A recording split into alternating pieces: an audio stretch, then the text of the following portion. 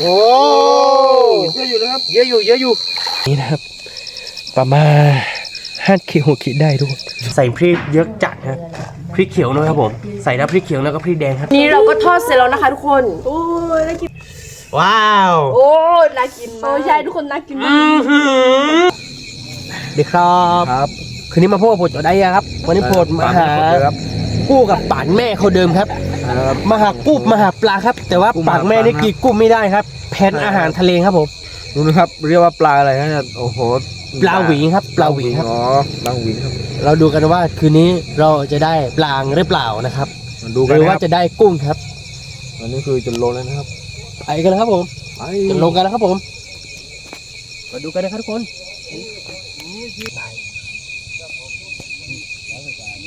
รอดูงานนะครับทุกคนว่าจะได้เยอะประมาณไหนครับผมจับมือเยอะหน่อย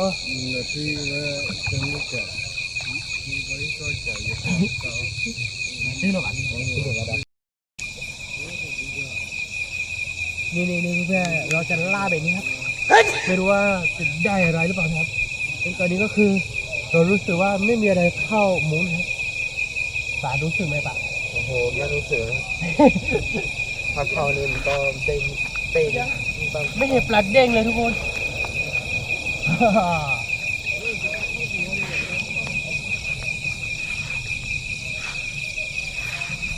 เราดูครับเดี๋ยวเราจะโยนคืนเราทุกคนเดี๋ยวว่าจะได้กี่กิโลครับดูว้าวเยอะมากไม่เห็นปลาสักตัวเลยลูกไปไหนหมดแล้วปลาไปเที่ยวหรือเปล่าไม่รู้ไปเชื่อแล้วเขาจะจักเขาสุดกันนะหน้าหนาวนี่ปลาเข้าสีหรือเปล่าไม่รู้โอ้ได้ทุกคนได้อยู่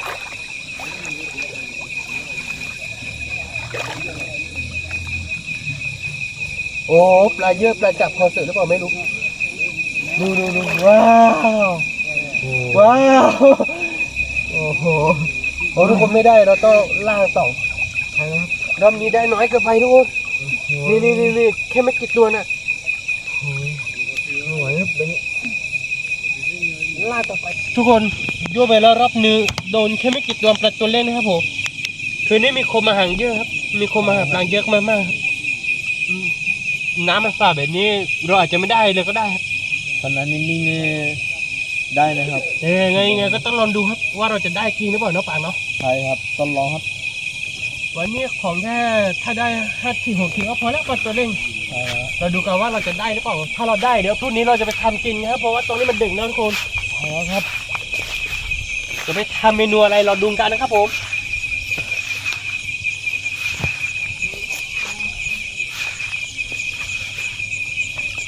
เราจะล่างให้สูตรสักน้ำเนี่ยทุกคนแล้วก็เราจะโยนขึ้นนะไม่รู้ว่าจะได้กี่ตัวแล้วก็เราจะล่านขึ้นไปรอบนึงใช่แล้วครับไม่รู้จะได้น้อยมากที่ไหนครับต้องรอเราดูครับผมขอล่าไปก่อนนะครับทุกคนคือการท้ายสุดนะครับนี่พี่แม่เราดูกันนะครับว่ารอบนี้เราจะได้เยอะประมาณไหนครับใช่แล้วครับเดี๋ยวอะไรยังไงเดี๋ยวผมจะไปไล่ฝั่งนู้นครับทุกคนมาดูกันนะครับปังได้หรือเปล่าปังได้ครับพอได้อยู่ทุกคนพอได้อยู่ครับนี่ทุกคนเห็นไหมครับมีปลาซิวครับโอ้คืนนี้มีคนมาหาเยอะทุกคน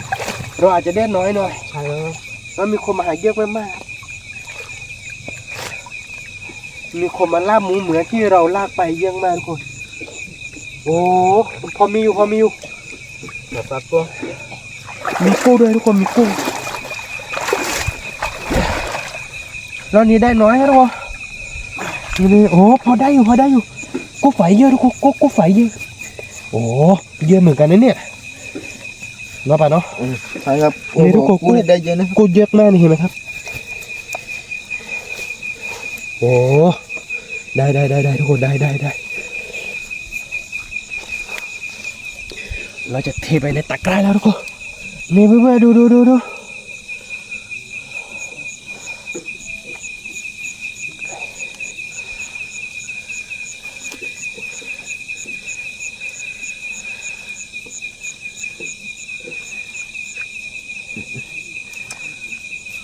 พอได้อยู่ทุกคน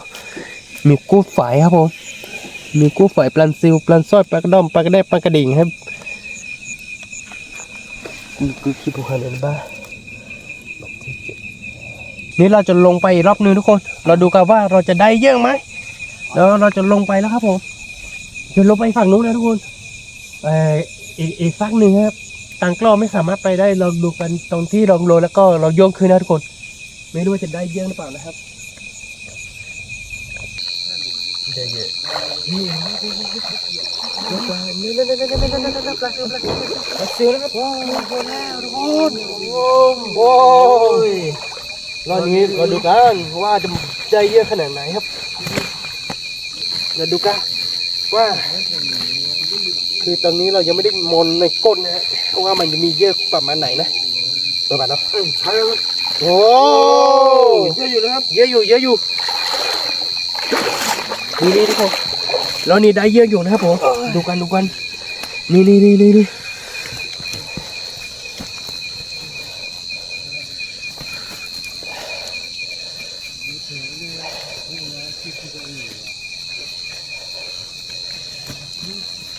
ตอนนี้คือน้ำเย็นมากๆทุกคนแล้วก็หนาวมากๆครับดูปลาของเราก็เยอะอยู่นะทุกคนเนี่ยมาใส่เนี่ยทักษะดีกว่าโอ้โหลูกพี่แม่แบบนี้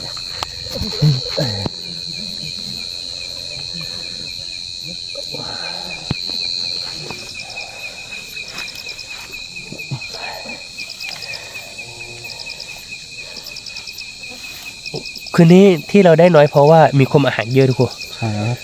ถ้ามีคมอาหารไม่เยอะเนี่ยเราน่าจะได้เยอะกว่านี้นะเยอะครับแล้วก็อีกอย่างนึงมีคมมาลงตะไคร่เยอะมากทุกคนเนี่ยตอนนี้ได้แค่มือตัวแบนนะครับวันนี้ก็คือทานน้ำพริกได้แล้วทุกคนเยอะอยู่นะนี่ทุกคนลงแค่2 รอบก็ได้ประมาณนี้นะครับประมาณ5 ขีด6 ขีดได้ทุกคน เดี๋ยวเราจะไปทานน้ำพริกกันหรือว่าเอาไปทอดหรือว่าเอาไปยำหรือว่าเอาไปทำอะไรเราดูกันพรุ่งนี้ทุกคนเพราะว่าตรงนี้หนาวมากๆแล้วก็มันดึกมากแล้วก็หนาวมากๆครับน้ำเย็นจัดครับทุกคนเดี๋ยวเจอกันพรุ่งนี้ครับผมเราจะไปทำเมนูอะไรเราดูกันนะครับผมและจะอร่อยขนาดไหนครับผมเราดูกันนะครับผมเจอกันพรุ่งนี้ครับสวัสดีตอนเช้าครับทุกคนเมื่อคืนไปหางกู้ไปหางปลางมาครับผมแล้วก็คือตอนนี้ปักแม่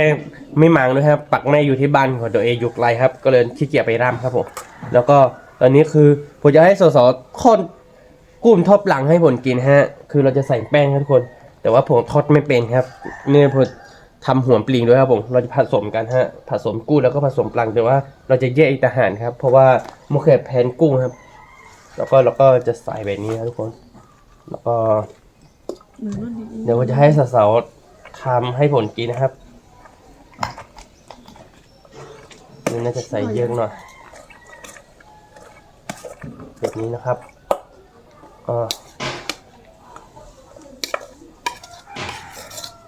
ผมไม่รู้นะว่าต้องผสมแป้งยังไงครับทุกคน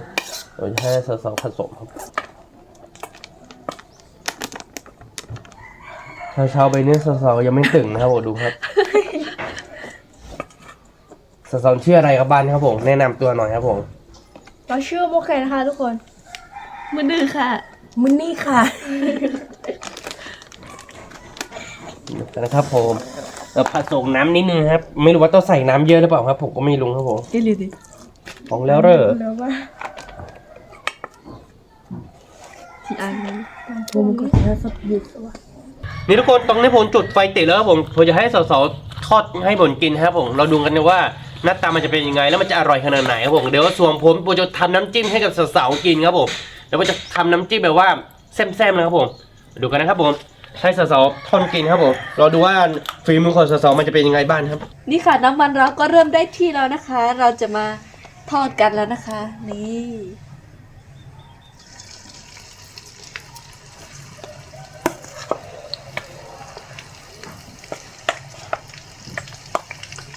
เราจะมาทอดให้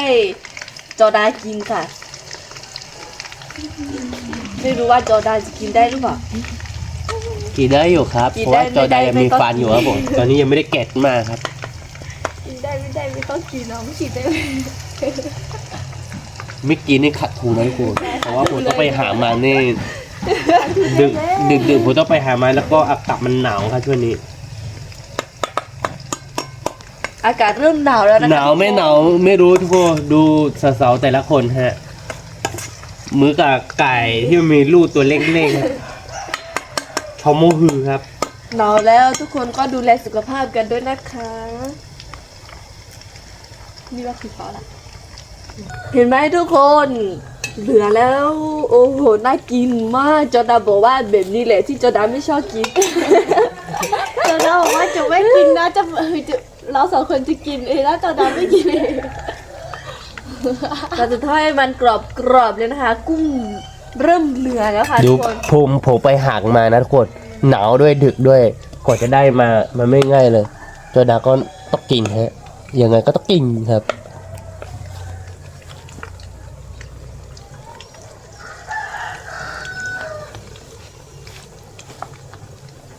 สุกไม่สุกแล้วก็ดูไม่เป็นนะคะ ทุกคน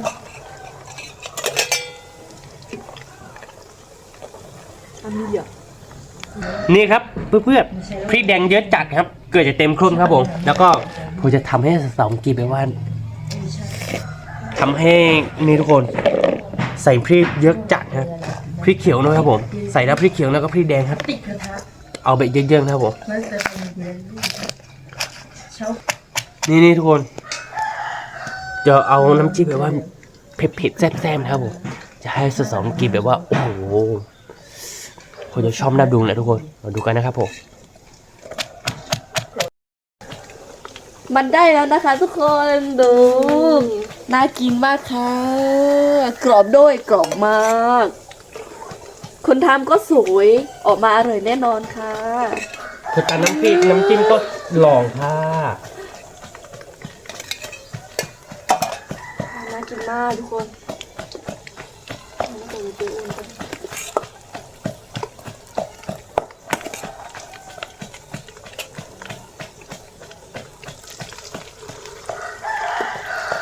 ถ้าเพื่อนๆอยากกินก็มากินด้วยกันได้นะคะ เดี๋ยวจะพาไปหาแล้วก็พามาทำกินค่ะ ตอนนี้ยังไม่ตื่นนะคะ ขอใจเลยใช่ค่ะใช่ ตอนนี้ยังไม่ตื่นกันเลยค่ะ ดูตาแต่ละคนนะคะมีแพนด้ามากค่ะ ดูตาเรานะคะทุกคนตื่นหรือไม่ตื่นก็เป็นนี่แหละทุกคนตาเรานี่ถ้ายิ้มนี่แบบ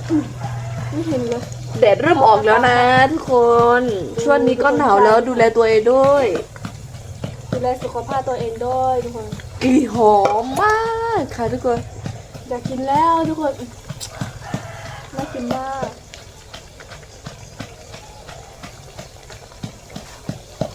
น่ากินชุดๆเลยทุกคน อากาศหนาวๆแบบนี้เหมาะกับการทานกับข้าวตอนเช้าอะแต่ว่าคนสวยก็ตื่นเช้าทุกวันค่ะทุกคน ใช่ทุกคนตื่นเช้าทุกวันเลย ประมาณ8 โมงเช้าครับ ประมาณ8 โมงเราก็ตื่นแล้วค่ะ เราตื่นมาเราไม่ทำอะไรนะคะ แล้วก็กินแล้วก็นอนค่ะถูกนี่ตอนนี้เราก็ยังไม่ตื่นค่ะ ใช่ดูว่าหนาวเลยทุกคนเดือนนี้หนาวมาก ช่วงนี้อากาศหนาวมากทุกคน จะมีใครมารับไหมฮะ อากาศหนาวกำลังดีเหมาะกับการนอนตื่นสายค่ะ สาวๆขยันเบ็ดนี้นี่สงสัยหนุ่มๆไม่มามองเลี้ยวแรงหรอกครับ ไม่เป็นไรทุกคน อยู่ให้ขึ้นคานแบบนี้นะครับผมทุกคน ดีหน้าทุกคน กุ้งของเราเสร็จแล้วนะคะทุกคนน่ากินมากน่าแต่ก็เกือบไหม้นะคะ นี่ต่อไปอันนี้นะคะทุกคน ต่อไปเราจะมาทอดปลาค่ะ ปลากับหัวปีนะคะทุกคนไม่ทอดเลย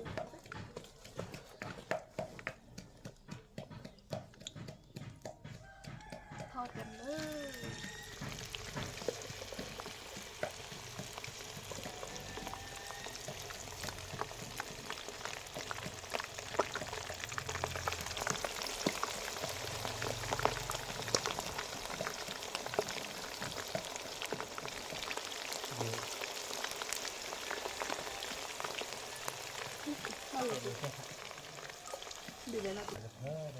ต ตอนนี้นะคะ ปลาของเราก็เริ่มสุกแล้วค่ะ ดูเดี๋ยวน่ากินมา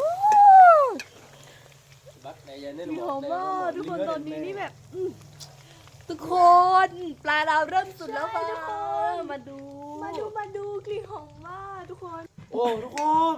ตอนนี้คือหอมมากครับว้าวโอ้สุดยอดแล้วครับผมเราดูกันนะครับผมเดี๋ยวตอนนี้คือผมทำเยอะนะน้ำจี้ยังไม่เสร็จนะทุกคนทำเสร็จเนี่ยโอ้โหคงจะอร่อยน่าดูนะครับเราดูกันนะครับผมว่ามันจะอร่อยขนาดไหนครับผมตอนนี้คือมันหอมมากๆครับผมมันน่ากินมากๆครับถ้าคนไหนกินไม่ได้นี่ไม่เป็นไรครับ เรากินได้ครับ เราเป็นคนบ้านนอกก็กินแบบนี้นะทุกคน ใช่ทุกคน อร่อยจริงๆครับจะบอกให้ คนในเมืองก็น่าจะชอบกินนะทุกคน ใช่เพราะว่าอร่อยมากคนในเมืองก็ลองมาทำตามกันดูนะคะ มันอร่อย หรือจะมันกินกับพวกเราก็ได้ครับ ถ้ามาถึงนะคะทุกคนมากินกันเราก็ได้นะคะ ใช่ มาหากันเราก็ดีนะคะ เดี๋ยวเราจะพันไปใช่ไหมครับ ทุกคน ได้แล้ว เดี๋ยว ห เรา นึ่ง จะ ชิ้ พาน เที่ยวเองทุกคนถ้ามากันนะคะ เดี๋ยวพาไป พาไปหาปลาทุกคน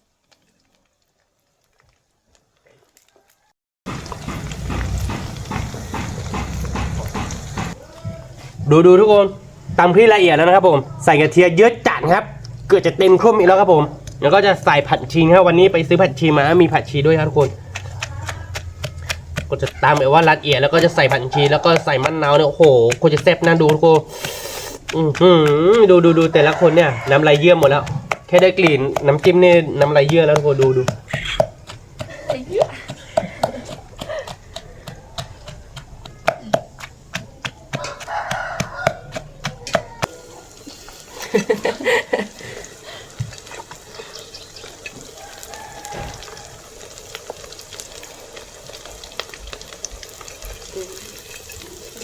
ตอนนี้เราก็ทอดเสร็จแล้วนะคะ เดี๋ยวเราจะ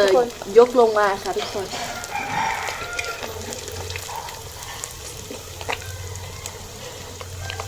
อันนี้มัน อมน้ำน้ำมัน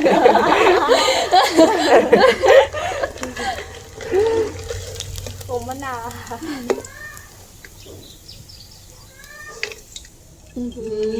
ทุกคน ตอนนี้เราก็ทอดเสร็จแล้วนะคะทุกคน โอ้ยน่ากินมาก อีกไม่นานเราก็จะได้กินแล้วแต่ว่าน้ำจิ้มซีฟู้ดของเรายังไม่ได้ค่ะต้องรอก่อนนะคะ ใกล้จะได้แล้วมานี่นี่เพื่อนๆตอนนี้คือตำที่ละเอียดแล้วครับผมใส่กะทิใส่ผัดชีครับผมจะคั่วให้เข้ากันครับผมจะลองตาแบบหน่อยนึงครับผมทุกคนตั้งแบบว่าหอมจะได้หอมนะครับทุกคนว้าวหอมมากเลยครับผมจะใส่มะนาวครับมะนาวคือพระเอกครับแค่ได้กลิ่นนี่หอมเลยทุกคน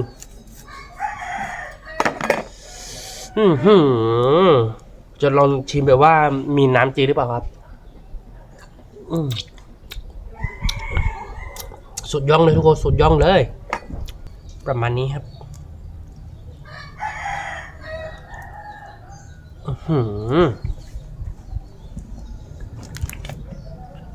ใส่น้ำปั่นนิดนึงครับใส่ผงนัวครับ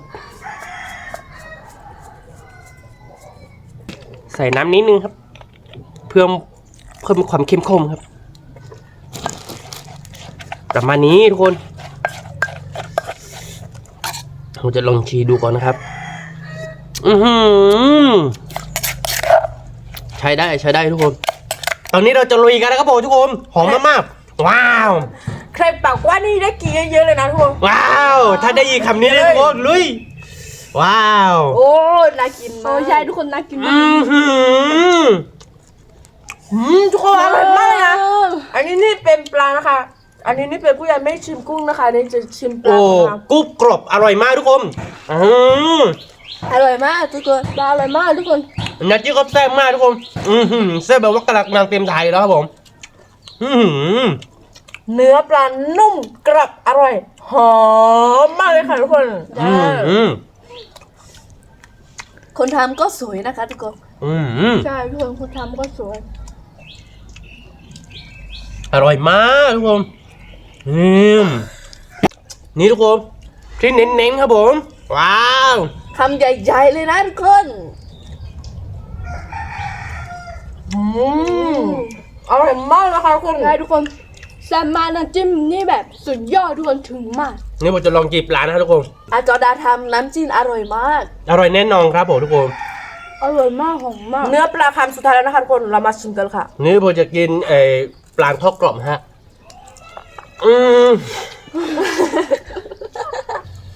ทุกคนน้ำจิ้มก็อร่อย นี่จิ้มกันเลย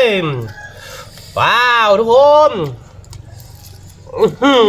อ อันนี้ก็จะเป็นเนื้อกุ้งนะคะทุกคนอร่อยแซ่บเล็กๆมากเลยค่ะ อื้อหือจักน้ำมาทุกคนจักน้ำมา น้ำจิ้มนี่อร่อยมาก สุกย่องเลยใช่ไหมครับ อืม และถึงใจมากทุกคน เนื้อกุ้งนี่เด้งอร่อยกรอบหอมมากเลยค่ะทุกคนเนื้อสดใหม่ๆเลยนะคะ โอ้โหดูทุกคนอืม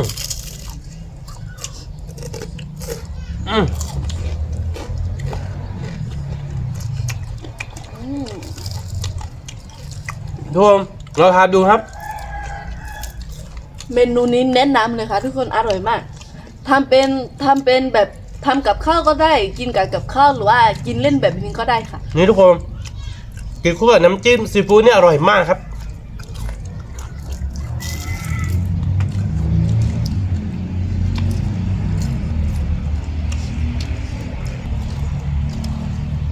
อร่อยมาก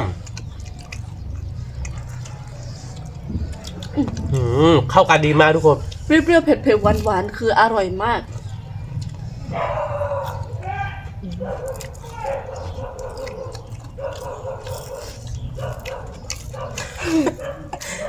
อร่อยมากเลยค่ะทุกคน นี่ คำสุดท้ายแล้วนะคะ ถึงคำโต เนี่ยคำใหญ่ๆ อร่อยมากทุกคน เรามากินด้วยกันนะครับ มันแซ่บจัดครับผม ใช่ทุกคนมากินกันเยอะๆนะทุกคนอร่อยมากลองทำด้วยเราทำด้วยทุกคนอร่อยมาก กรอบๆอร่อยมากทุกคน แล้วก็น้ำจิ้มก็แซ่บๆครับคู่กันเนี่ยโอ้โห น้ำจิ้มก็แซ่บถึงใจปลาก็อร่อยถูกใจมากเลยค่ะคุณ ใส่น้ำจิ้มเยอะๆเลยครับผม จะได้อร่อยๆครับ ๆ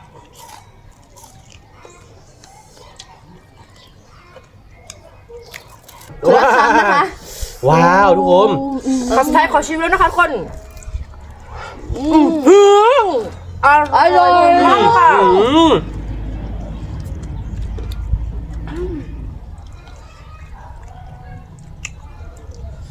พี่อะไรคำนะครับผม อย่าคำสุดท้ายของชีวิตเลยครับ อย่าเพิ่งไปครับ อย่าไม่ได้เก่งครับผม อย่าพูดว่า ทุกคน คำสุดท้ายนะคะ นี่ทุกคนคำสุดท้ายของวันนี้ โอ้โหน้ำ สุด จิ้ ท้าม ยแล้ว ใกล้ นะคะ จะหมด ทุกคน แล้วนะคะทุกคน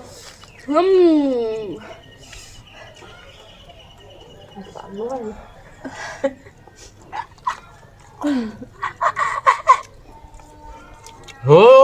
อย่าเหลืออยู่ว้าวดู ดู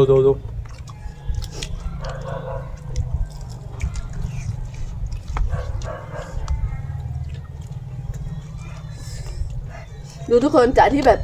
น้ำจิ้มเต็มถ้วยตอนนี้ ดูนี่ทุกคนคำสุดท้ายของเรานะคะทุกคนคำสุดท้ายของดือนะคะ เนี่ยโอ้ใครยังไม่สุดท้ายครับ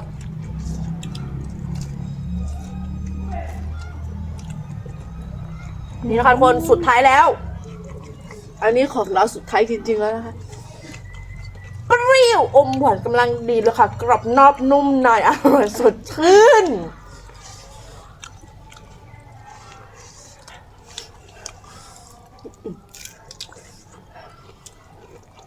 อร่อยมาก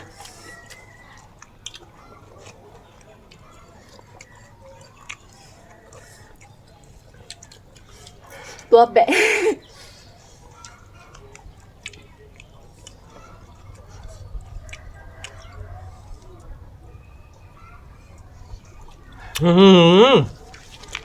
หมดแล้วทุกคนชอบกินไหมครับ อร่อย ชอบมากเลยค่ะ อร่อยมากเลยแซ่บมากเลยแซ่บถูกใจทุกคนเลยค่ะ ใช่ทุกคนแซ่บมาก เดี๋ยวถ้าว่างๆเดี๋ยว เราจะไปหางกันใช่ไหมครับ ใช่ค่ะ เราไปกับหมดเลยใช่ไหมครับ ใช่ ใช่ค่ะ เราจะไปหวานแหที่น้ำคลองกันเลยค่ะ เราดูกันนะครับทุกคนเดี๋ยวผมจะไปหวังแหแล้วก็จะให้สาวๆลงไปงมปลาครับไม่รู้ว่าจะได้หรือเปล่านะครับผม คลิปหน้านะคะทุกคน ใช่แล้วครับผมถ้าเพื่อนๆชอบใจคลิปของเราก็อย่าลืมกดไลค์กดแชร์ให้เพื่อนๆดูครับผมเจอกันคลิปวิดีโอหน้าครับผมสวัสดีครับ สวัสดีค่ะ บ๊ายบาย